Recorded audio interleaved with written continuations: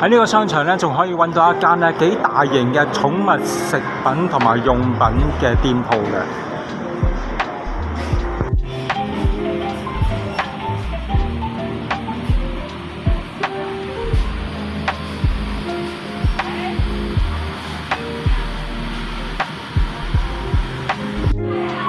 除咗呢度有一啲貓啊狗嘅衣服之外咧，仲有一啲叫做俾貓爪板啊，即係俾佢哋練習下咧嗰啲貓爪啊，搲下啲手指甲啊咁樣嘅。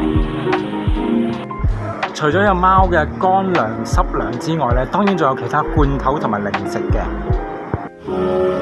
例如咧，如果你成為咗會員咧，你買呢一款嘅罐頭咧，相差咧可以差近係10蚊，接近係10蚊嘅相差價嘅。譬如你見到啦，羊肚羊肉嗰一款嘅會員價係42個半啦，咁啊原價就係51個8㗎。咁其實都真係幾抵嘅。如果你係經常會係買寵物食品嚟呢一度。嗱，以前咧我哋去大陸買嘢咧，就好多時話驚啲食品啊，包括寵物食品咧，會唔會有啲安全問題？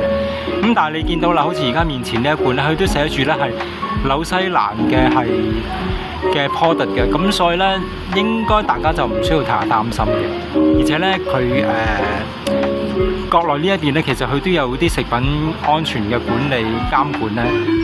都唔需要太擔心嘅。咁當然啦，但係你首次買俾你嘅寵物食嘅時候呢，就我建議大家咧都係用一個嘗試嘅性質，譬如話少啲份量啊。